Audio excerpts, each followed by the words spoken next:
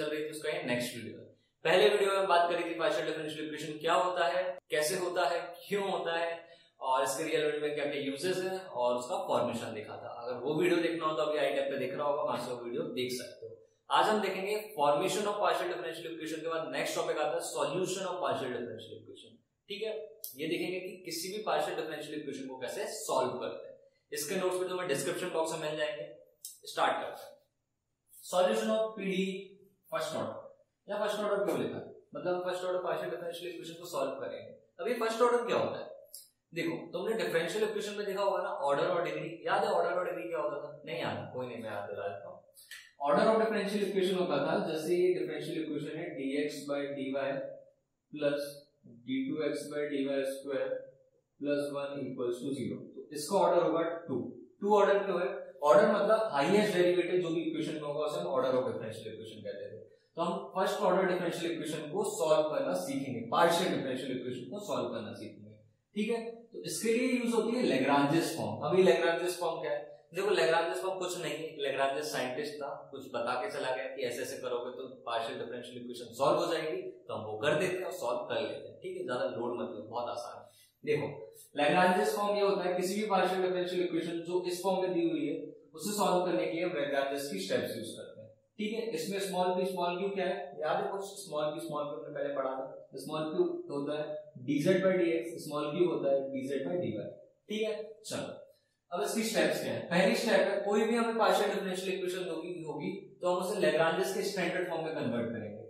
Standard form में pb plus qp equals to r। ठीक है, जिसमें ये कैपिटल p इसका कोएफिशिएंट है और ये स्मॉल q का कोएफिशिएंट कैपिटल q है, r तो वैसे ही। नेक्स्ट है हम ऑक्सिलरी इक्वेशन फॉर्म करेंगे। ऑक्सिलरी इक्वेशन समझना हो तो ऐसा समझ लो कि इक्वेशन फॉर्म करेंगे जिससे हमारी डिफरेंशियल इक्वेशन सॉल्व होगी। अगर तुम्हें इसका डीप मीनिंग समझना हो तो मुझसे पूछ लेना इंस्टाग्राम वगैरह पे, मैं क्लियर कर दूंगा, ऐसा आपको कोई जरूरत नहीं है।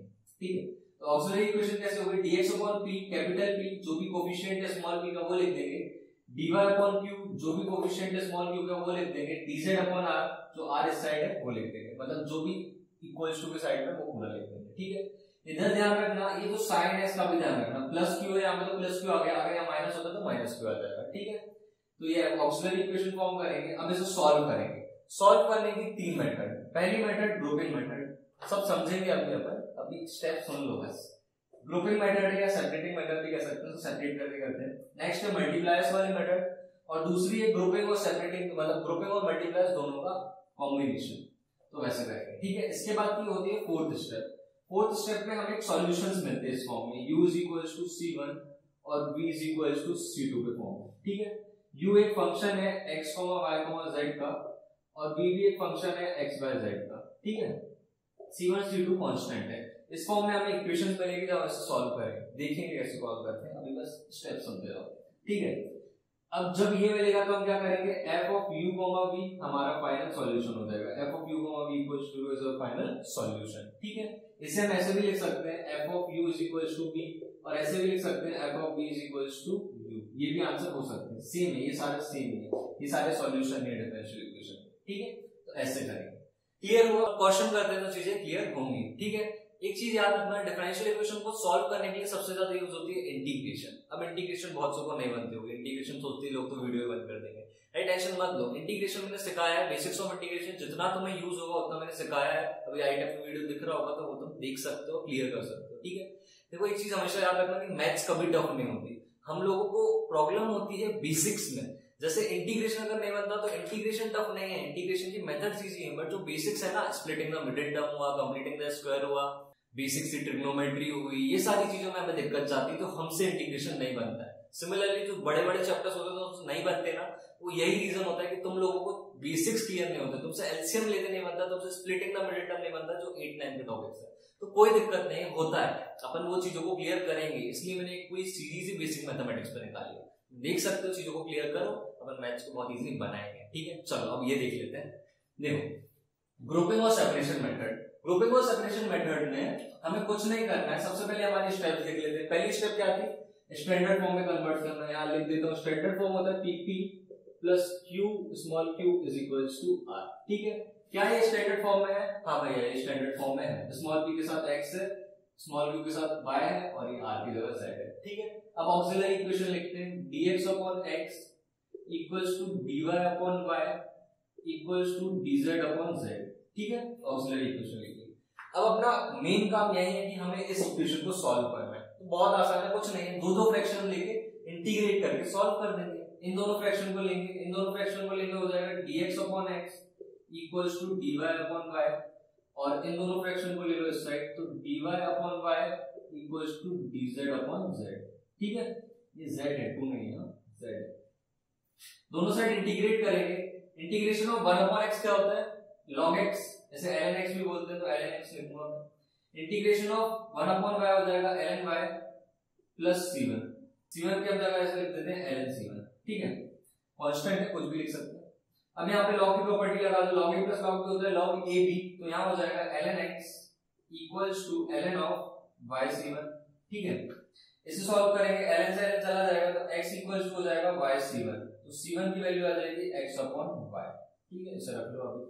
सिमिलरली यहाँ पे हम दोनों साइड इंटीग्रेट करेंगे, तो हमारा आ जाएगा dy अपॉन y की integration ln y, dz upon z की integration ln z plus integration constant ln c2। यहाँ पे ln y वैसे ही रहेगा, वहां पे सिमिलरली प्रॉपर्टी लग जाएगी, तो ln of z into c2 हो जाएगा।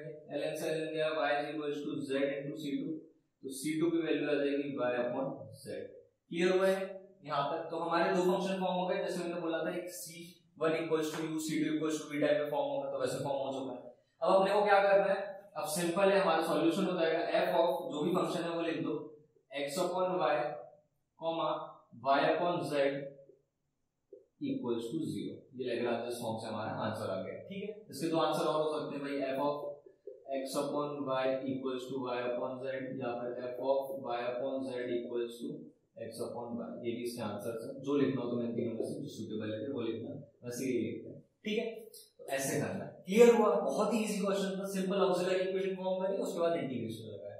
इंटीग्रेशन में हो सकता है तुम्हें दिक्कत हो तो तुम्हें देखना पड़ेगा एक बार बेसिक्स इंटीग्रेशन का क्वेश्चन, देखना पड़ेगा एक बार बेसिक इंटीग्रेशन की वीडियो, तो तुम्हें वो चीज भी क्लियर हो जाएगी। हाई टाइम पे देख रहा होगा तो वो कर लेगा। अब नेक्स्ट क्वेश्चन देख लेते हैं। नेक्स्ट क्वेश्चन है z into z² plus xy px minus qy equals to x raised to 4। क्या ये स्टैंडर्ड फॉर्म में है? स्टैंडर्ड फॉर्म होता है नहीं, तो स्टैंडर्ड फॉर्म में कन्वर्ट कर लेते हैं। z into z² plus xy into x into p minus z into z² plus xy into y into q is equals to x raised to 4। ठीक है, समझ आया? x स्टैंडर्ड फॉर्म में convert कर लिया मैंने। अब क्या करेंगे? ऑक्सिलरी इक्वेशन फॉर्म करेंगे, dx upon z into z² plus xy into x equals to dy upon minus z, sign भी लेना अपने साथ में, into z² plus xy into y is equals to dx upon x raised to 4। ठीक है, अब अपने को दो फ्रैक्शन चूज करना है। अब देखो, फ्रैक्शन थोड़ा स्मार्टली चूज करना। जब मैं इन दोनों को चूज करूंगा तो ये वाला पार्ट पूरा कट जाएगा, dx upon x equals to minus dy upon y आ जाएगा। ऐसा क्यों कर रहे हैं? जिससे अपना इंटीग्रेशन इजीली हो जाए। ठीक है, तो पहले तो एक फ्रैक्शन तो मिल गया, इस फ्रैक्शन को चूज करेंगे तो हो जाएगा dx upon z into z² plus xy into x equals to dy upon minus z into z² plus xy into y। ठीक है, ये पूरा पार्ट कट जाएगा तो बचेगा dx upon x equals to minus dy upon y। दोनों side integrate करेंगे तो ये हो जाएगा ln x, इसका इंटीग्रेशन इसका हो जाएगा minus ln y plus ln c1। ln y को साइड ट्रांसपोज करेंगे तो ये हो जाएगा ln x plus ln y equals to ln c1। इधर भाई प्रॉपर्टी लगेगी तो ln of xy equals to ln c1 मिलेगा, क्योंकि ln a plus ln b होता है, ln a भी तो वाली प्रॉपर्टी लगा दी, ln से ln कट जाएगा तो xy इक्वल्स टू हमारा आ जाएगा c1। एक आ गया सॉल्यूशन। नेक्स्ट निकालते हैं। अब क्या चूज करें? देखो, अगर मैं इन दोनों को चूज करता हूं तो यहाँ पे क्या क्या आ रहा है? y आ रहा है, z आ रहा है, x भी आ रहा है, बट हमारे पास dy और dz है, तो x वाले को इंटीग्रेट कैसे करेंगे? नहीं करेंगे। इन दोनों को चूज करता हूं तो वहां x कट जाएगा और xy भी आ रहा है, बट उसको कैसे करेंगे वो मैं बताता हूँ। इस xy को अपन हटा सकते हैं, बट x आ जाएगा तो अपन dx को साइड में कर लेंगे। कैसे? इंटीग्रेट करके। चलो इन दोनों को लेते हैं अपन, dx upon z into z² plus xy into x equals to dz upon x की पावर 4। इस x से ये जाएगा तो यहाँ पे x की पावर 3 बच जाएगा। ठीक है, इसको यहाँ मल्टीप्लाई कर रहा हूँ, इसको यहाँ मल्टीप्लाई कर रहा हूँ, तो हो जाएगा x क्यूब, क्योंकि इसे ही अपन सेपरेशन और ग्रुपिंग मेथड करते हैं। x वाले को x के साथ z वाले को z के साथ, मतलब जो वेरिएबल्स उसको उसके साथ कर लो, इंटीग्रेट इजीली होता है। z into z square plus xy into dz। अरे समझ आ रहा है ना, क्लियर हो रहा है। चलो अब इस xy का क्या करेंगे, तुमने यहाँ देखा था xy की वैल्यू क्या है c1, तो यहाँ पे हम इस xy को इस कांस्टेंट से रिप्लेस कर देंगे, बहुत इजी है। तो हो जाएगा x cube dx equals to z square plus c1 into dz। अब इंटीग्रेट कर दो, x cube की हो जाएगी x की पावर 4/4 dx, सॉरी x की पावर 4/4 equals to ये हो जाएगा z cube plus zc1, z cube की होगी z की पावर 4/4 प्लस zc1 की हो जाएगी z square by 2 c1 plus c2। c1 एक कांस्टेंट है इसलिए ऐसा आ गया, क्लियर है, इंटीग्रेट किया सिंपल। अब इसको आगे सॉल्व कर देते हैं, इसमें मिटा रहा हूं, इसको आगे सॉल्व करेंगे तो हमारा आ जाएगा x की पावर 4/4 इक्वल्स टू z की power 4/4 plus z square c1 upon 2 plus c2। इसका एलसीएम लोगे तो x की पावर 4/4 इक्वल्स टू z की power 4 plus 2 z square c1 plus c2 upon 4। यहाँ पर 2 अपने यहाँ पे 4 आ जाएगा और ये पूरा कांस्टेंट है तो ऐसा फर्क नहीं पड़ेगा, तो यहाँ पे अपन k2 लिख देते हैं थोड़ी देर के लिए, क्लियर है। अब क्या करेंगे, कुछ नहीं, 4 से 4 कट जाएगा, c1 की वैल्यू पुट कर दो xy तो आ जाएगा x की पावर 4 माइनस z की पावर 4 माइनस 2 z स्क्वायर, और c1 की वैल्यू है xy तो xy is equals to k2, ठीक है। तो हमारा आ गया दूसरा वाला, इन दोनों से हमारा फाइनल फंक्शन फॉर्म होगा f of xy comma x की पावर 4 माइनस z की power 4 minus 2xyz square equals to 0। Final solution, clear हो रही है चीजें, है ना इजी। अब नेक्स्ट क्वेश्चन देखते हैं। नेक्स्ट क्वेश्चन है p plus 3q is equals to 5z plus 10y minus 3x। इसमें भी वही चीज करेंगे। सबसे पहले अपन देखेंगे ये स्टैंडर्ड फॉर्म में है कि नहीं, तो ये स्टैंडर्ड फॉर्म में है, pp plus 3q is equals to r type में है, ठीक है। नेक्स्ट टाइप क्या होता है हमारा, हमें ऑक्सिलरी इक्वेशन निकालनी, तो ऑक्सिलरी इक्वेशन होगी dx upon 1, इसका कोएफिशिएंट 1 है, equals to dy upon 3 equals to dz upon ये पूरा 5z plus 10 of y minus 3x, ठीक है। ये हो गया। अब क्या करें, आपने वो करना होता है सॉल्व करने के लिए अपन कोई भी दो फ्रैक्शन लेते हैं। अगर मैं इन दोनों को ले लूंगा तो इजीली इंटीग्रेट हो जाएगा, तो पहले इन दोनों को लेते हैं, dx upon 1 equals to dy upon 3, एक फ्रैक्शन तो मिल गया भैया अपन। इसको इंटीग्रेट करेंगे तो dx का होगा x, इसका हो जाएगा 1/3 into y प्लस c1, ठीक है। इस पूरे को जब ट्रांसपोज करो तो हो जाएगा x minus y/3 equals to c1, 3x minus y equals to 3c1, ठीक है। एलसीएम लेके मल्टीप्लाई कर दिया उधर पे, तो 3x minus y की वैल्यू आ रही है 3c1। इसको मैं हटा सकता हूँ, यहाँ पे k1 लिख सकता हूँ, let k1 equals to 3c1। Integration है, कांस्टेंट अपन अपने हिसाब से चेंज कर सकते हैं, जो आ गया अपना पहला। नेक्स्ट करते हैं, नेक्स्ट है कौन कौन से को ले, देखो 3 वाले को लेंगे तो इंटीग्रेट करना थोड़ा टफ हो जाता है, तो 1 वाले को ले लेते हैं। 1 वाले को लेंगे तो क्या होगा, dx upon 1 equals to dz upon 5z plus 10 of y minus 3x, ठीक है। दोनों साइड इंटीग्रेट करो। अब तुम्हें एक चीज लग रही होगी कि भैया इसका क्या करेंगे, y minus 3x आ रहा है, तो इससे पहले वाला क्वेश्चन याद है, अपन ने उस वाले में क्या किया था, कांस्टेंट से रिप्लेस कर दिया था।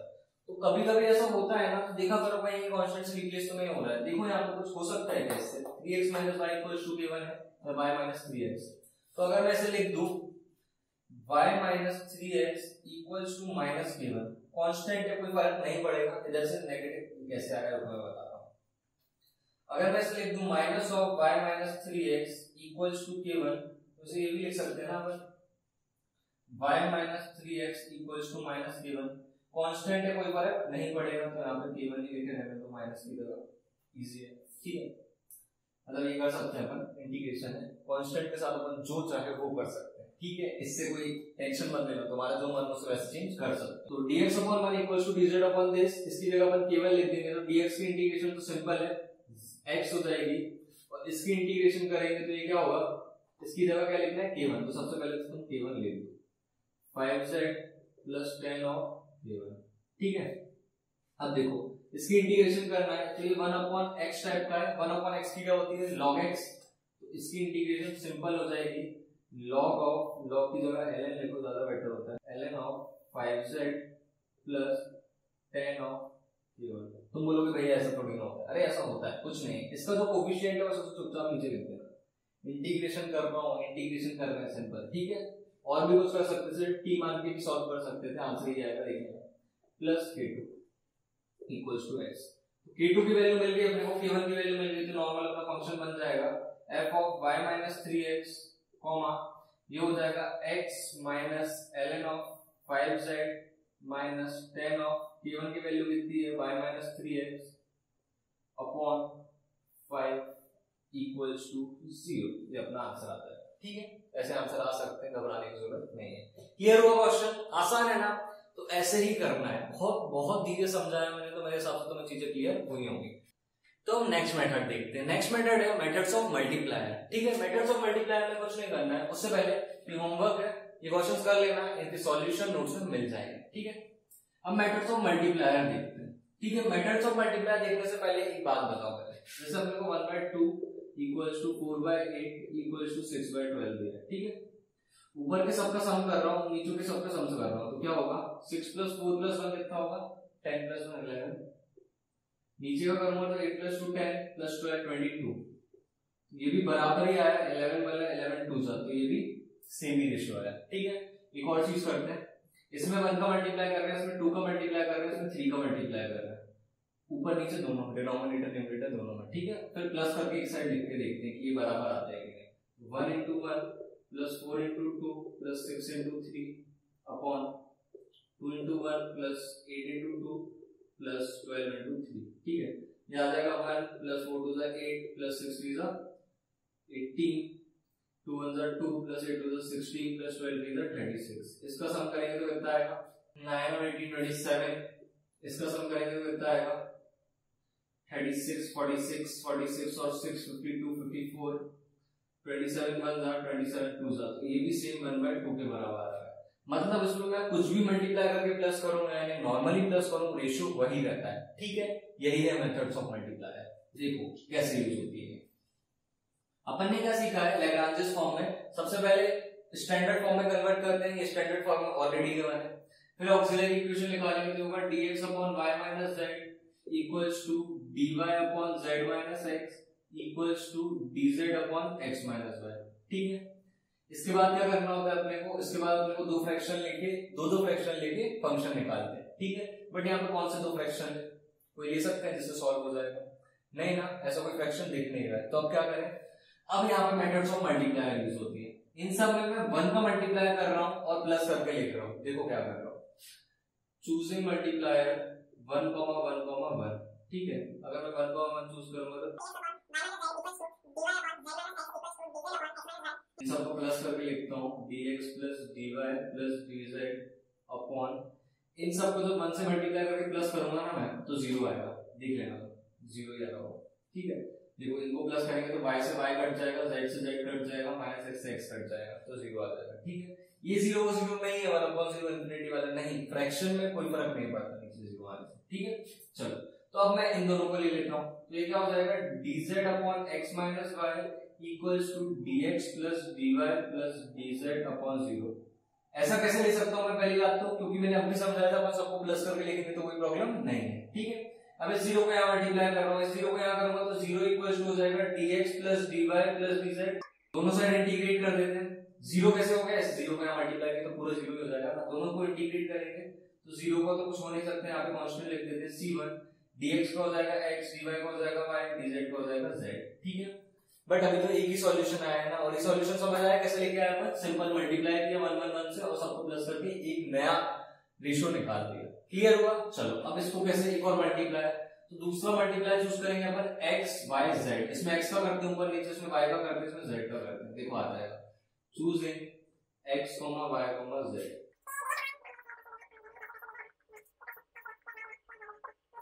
नीचे वाला आएगा x से मल्टीप्लाई करेंगे तो xy - xz प्लस y से करेंगे तो yz - yx प्लस z से करेंगे तो zx - zy, ठीक है। xy positive xy negative cut जाएगा, xz negative xz positive cut जाएगा, yz positive yz negative cut जाएगा, तो यहाँ पे भी अपना क्या आ जाएगा 0 आ जाएगा, ठीक है। 0 आया, वही चीज इन दोनों को कंपेयर कर लो वापस से, तो dz upon x minus y equals to x dx plus y dy plus z dz upon 0। इस 0 को यहाँ मल्टीप्लाई करूंगा तो पूरा 0 हो जाएगा, तो हो जाएगा x dx plus y dy plus z dz। ठीक है, दोनों साइड इंटीग्रेट कर दो, इसका हो जाएगा c2, इसका हो जाएगा x square by 2 plus y square by 2 plus z square by 2। Simply plus किया, ये अपना c2 की वैल्यू आ गई, c1 की वैल्यू आ गई, इससे अपन फंक्शन अब निकाल सकते हैं। तो क्लियर हुआ कैसे करना है। अब तुम बोलोगे कि भैया यहाँ पे 0 लाना जरूरी है क्या? नहीं, ऐसा जरूरी नहीं है, बट मेजर केसेस में 0 आ जाएगा। ठीक है, अब 2-3 टिप्स दे रहा हूं इससे रिलेटेड। मल्टीप्लायर्स मोस्टली अपने को ऐसे मिलते हैं, x y z minus x minus y minus z type, या फिर अपने को मिल जाएगा 1 upon x 1 upon y 1 upon z. ठीक है, या अपने को 1 upon x square 1 upon y square 1 upon z square, या 1 1 माइनस 1 1 1 1 इस टाइप के मिलते हैं मोस्टली। ठीक है, तो पहले ये चेक कर लिया करो, इससे हो जाता है। नहीं तो अपने को हो सकता है कुछ क्वेश्चंस में ज्यादा दिमाग लगाना पड़े। ठीक है, तो मल्टीप्लाई चूज करेंगे, कोशिश ये करेंगे कि अपन ऐसे मल्टीप्लाई चूज करेंगे जिनका सम करने पे डिनोमिनेटर 0 आए। ऐसा क्यों करेंगे? डिनोमिनेटर 0 आने से अपनी हेल्प हो जाएगी। अपन दो फ्रैक्शंस को कंपेयर करेंगे ना, तो एक पूरा 0 हो जाएगा, तो एक को इंटीग्रेट करना पड़ेगा। क्लियर है? तो ऐसे करना है मल्टीप्लायर्स वाला। एक क्वेश्चन और करवाता हूं तो मैं और क्लियर हो जाएगा। तो अब नेक्स्ट क्वेश्चन देखते हैं। नेक्स्ट क्वेश्चन है mz minus m by p nx minus l by q ly minus mx। ठीक है, इसमें भी सेम चीज करेंगे। स्टैंडर्ड फॉर्म में तो भाई तो कोई दिक्कत है नहीं, सिंपल ऑक्सिलरी इक्वेशन लिखेंगे dx upon my mz minus ny equals to dy upon mx minus lz equals to dz upon ly minus mx। ठीक है, चलो अब एक बात बताओ, यहाँ पे कुछ हो सकता है क्या? कुछ कोई फ्रैक्शन लेके सॉल्व हो रहा है क्या? देखो, चेक करो, नहीं हो रहा ना, तो अब क्या करें? अब मल्टीप्लायर चूज करना पड़ेगा। देखो मैं मल्टीप्लायर बता, पहले एक मल्टीप्लायर तुम चूज कर लो x, y, z। ठीक है, उससे सॉल्व करके देखो। और एक मल्टीप्लायर तुम चूज करो l, m, n। ठीक है, इनको मल्टीप्लाई करो और सॉल्व करके देखो। अभी जैसे मैंने लास्ट क्वेश्चन किया था ना, वैसे तुम लोग अभी ट्राई करो। अगर इसे कर लोगे ना तो तुम्हें चीजें क्लियर हो जाएंगी। करो, अभी ट्राई करो, हो जाएगा। करा ट्राई, हो गया ना क्वेश्चन? बहुत इजी था भाई, मल्टीप्लायर चूज करना थे, 0 आ रहा था डिनोमिनेटर से, उससे सॉल्व करते तो आ जाता। आंसर तुम्हारा ये आ रहा होगा। तो अब नेक्स्ट क्वेश्चन देखते हैं। नेक्स्ट क्वेश्चन है y plus z x minus x plus y z q is equal to x square minus y square. भाई अपन ऑक्सिलरी इक्वेशन लिखेंगे तो y की dx upon y plus z x equals to dy upon minus x minus y z equals to dz upon x square minus y square. ठीक है, अब क्या multiplier choose करें? देखो, मल्टीप्लायर चूज मन में करके देखना, फिर उससे नंबर में सॉल्व करके देख लेना कि उससे 0 आ रहा है कि नहीं, या उससे ऐसा कुछ फॉर्म बनना है जिससे इंटीग्रेट हो पा रहा है कि नहीं। ठीक है, तो ऐसे बार बार करके देखना पड़ेगा, तो धीरे धीरे तुम्हें समझ आने लगेगा कि कौन मल्टीप्लायर चूज करने होते हैं और कैसे करने होते हैं। ठीक है, समझ आएगा, टेंशन मत लो। अभी मेरे साथ क्वेश्चंस करो, फिर नोट्स में दिए हुए क्वेश्चन प्रैक्टिस कर लेना तो क्लियर हो जाएगा। ठीक है, चलो इसे देखते हैं। तो इसमें अपन पहले मल्टीप्लायर चूज करेंगे, इसमें अपन x का मल्टीप्लाई कर देते हैं, इसमें अपन y का मल्टीप्लाई कर देते हैं, इसमें अपन z का कर देते हैं। x करेंगे तो xy प्लस zx स्क्वायर आएगा, इधर y करेंगे तो minus yx minus y square z आ जाएगा। ठीक है, इधर माइनस z का करते हैं, इधर माइनस z का करेंगे तो माइनस z स्क्वायर। देखो मैं करके बताता हूँ, इधर x का करेंगे तो क्या आ जाएगा xy प्लस zx स्क्वायर। ठीक है, इधर y का करेंगे तो आ जाएगा minus yx minus y square z। ठीक है, इसमें z का करेंगे तो आ जाएगा minus zx square plus y square z। ठीक है, अब देखो काट के, इससे ये कट जाएगा, इससे ये कट जाएगा, इससे ये कट जाएगा, इसलिए मैंने ये मल्टीप्लायर्स किए। क्लियर हुआ? तो ऐसे मल्टीप्लायर चूज करना है। ये मैंने रबर में करके देख लिया था तो मेरे को समझ आ गया था। चलो, तो अब अपन मल्टीप्लायर चूज कर लिया तो सिंपल अपन लिख देंगे इसके इक्वल्स टू में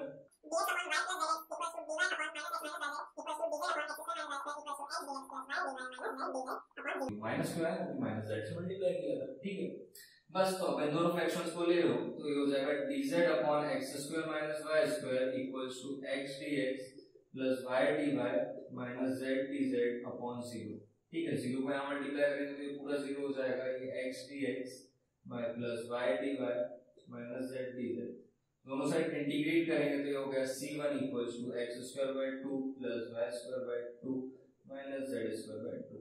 इसे सॉल्व कर लेना, आ गया पहला क्वेश्चन। तो नेक्स्ट मल्टीप्लायर देखते हैं। तो नेक्स्ट मल्टीप्लायर में मैं इसमें y का मल्टीप्लाई करता हूँ, इसमें x का करता हूँ, इसमें 1 का करता हूँ, अपन देखते हैं क्या आएगा। ठीक है, इसमें y का करेंगे तो हो जाएगा y स्क्वायर प्लस zxy, इसमें x का करेंगे तो हो जाएगा minus x square minus zxy, इसमें 1 का करेंगे तो ये सेम आ जाएगा x square minus y square. सबको प्लस कर देते हैं अपन जैसा हमेशा से कर रहे हैं, y स्क्वायर से y स्क्वायर कट जाएगा, x स्क्वायर से x स्क्वायर कट जाएगा, इससे ये कट जाएगा तो 0 आ रहा है, तो अपना सॉल्यूशन हो सकता है, इससे कर सकते हैं। तो हम बोले भाई आपको पता था, हमें नहीं पता था। अरे प्रैक्टिस करोगे तो आएगा, टेंशन मत लो, धीरे धीरे क्लियर होगा। ठीक है चलो, तो मैं इसकी इक्वेशन लिख सकता हूँ y dx plus x dy plus dz, क्योंकि यहाँ तो 1 से मल्टीप्लाई किया था अपॉन 0। ठीक है, अब इन दोनों को कंपेयर कर लेंगे, इन दोनों को जैसे ही कंपेयर करेंगे तो ये 0 से मल्टीप्लाई होगा जैसे हम हमेशा से कर रहे हैं, तो इस साइड पूरा 0 हो जाएगा, इस साइड वाले का आ जाएगा y dx plus x dy plus dz। ठीक है, दोनों साइड इंटीग्रेट कर दो, इसका c2 लिख देते हैं, 0 का कुछ नहीं होता, बस एज अ कांस्टेंट लेके चल रहे हैं इंटीग्रेशन का। इधर ले लेते हैं अपन y dx और x dy। अरे भाई इसको कैसे करें, देखो ये पूरा तुम्हें किसी चीज पे डिफरेंशिएशन देख रहा है, x y को डिफरेंशिएट करोगे तो क्या आएगा, ये आ जाएगा, मल्टीप्लिकेशन रूल लगेगा और ये आ जाएगा। ठीक है, अब तुम बोलोगे भैया ये भी आपको पता है हमें, अरे ये डिफरेंशिएशन और इंटीग्रेशन का बेसिक कांसेप्ट से क्लियर हो जाएगा, आइडिया पे जाओ, धीरे धीरे क्लियर होगा, और पहले से जैसे क्लियर होगा उसको समझ आ गया होगा। ठीक है, तो integration of d of xy है, और ये याद रखना बहुत सी बार आता है, घबराओ मत, चैप्टर इजी है, ये वाली चीजें थोड़ी टफ लगती है मगर धीरे धीरे एक आध क्वेश्चन में आती है, टेंशन मत लो। ठीक है, प्लस इंटीग्रेशन ऑफ dz। ठीक है, c2 इक्वल्स टू, ये तो xy हो जाएगा, d और इंटीग्रेशन चला जाएगा, इंटीग्रेशन ऑफ dz z आ जाएगा, तो यहाँ पे अपना c1 आ गया था तो ये फंक्शन बन जाएगा। क्लियर हुआ, तो ऐसे करना है मल्टीप्लायर्स। तो अपन लास्ट टाइप देख लेते हैं मल्टीप्लाई और ग्रुपिंग का कॉम्बिनेशन। ठीक है, उससे पहले ये तुम्हारा होमवर्क है, ये करके देख लेना, इसके सॉल्यूशन तुम्हें नोट्स में मिल जाए। उससे पहले अगर चैनल पे नए हो तो चैनल को सब्सक्राइब करो, अरे वेट कर रहा हूँ, वीडियो रुकी नहीं है, सब्सक्राइब करो, कर दिया, चलो बहुत बढ़िया। चैनल को सब्सक्राइब करो, वीडियो को लाइक करो, शेयर करो, अच्छा लगे तो कमेंट करो, और समझ आ रही हो चीजें तो इंस्टा फेसबुक पे स्टोरी डालना, मेरे को टैग कर देना। ठीक है, चलो स्टार्ट करते हैं। X square b plus y square b equals to x plus y into z. इसमें कॉम्बिनेशन कैसे लगेगा, सिंपल अपन जो करते हैं वैसे तो वही करेंगे, dx upon x square equals to dy upon y square equals to dz upon x plus y into z. ठीक है, तो एक सॉल्यूशन तो अपने को इससे मिल जाएगा ना, तो इससे एक सॉल्यूशन निकाल लेते हैं इन दोनों फ्रैक्शन को कंपेयर करके। ठीक है, तो ये हो जाएगा dx upon x square equals to dy upon y square.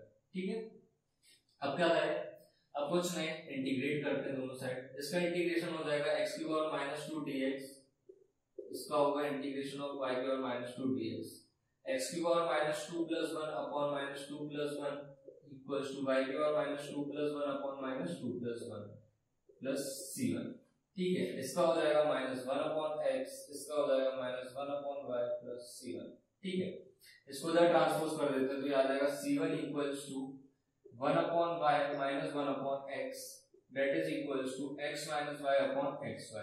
एक सॉल्यूशन तो अपने को मिल गया है। ठीक है, क्लियर हुआ। नेक्स्ट सॉल्यूशन देखते हैं। अब नेक्स्ट सॉल्यूशन कैसे निकालेंगे, अब क्या करें, कुछ मल्टीप्लायर्स दिख रहे हैं क्या, मल्टीप्लायर्स हो तो मल्टीप्लायर से भी कर सकते हैं। एक और चीज कर सकते हैं, देखो अगर मैं इन दोनों को माइनस करके लिख दूं इनकी इक्वल में, कैसे माइनस करके, dx minus dy upon x square minus y square लिख सकते हैं।